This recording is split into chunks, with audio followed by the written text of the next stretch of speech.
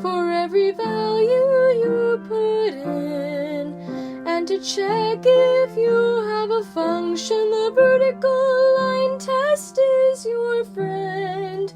Draw a straight line on the y-axis and count the points on the graph it passes through. If there's only one point, it's passed the test, but only at that x value. And you found yourself a function when the vertical line test holds true.